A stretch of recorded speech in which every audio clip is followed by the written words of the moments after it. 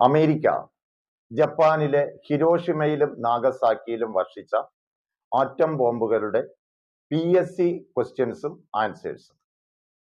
ഹിരോഷിമയിൽ atom bomb വർഷിച്ചത് 1945 August മാസം 6-ാം തീയതി. നാഗസാക്കിയിലാകട്ടെ 1945 August മാസം 9-ാം തീയതി.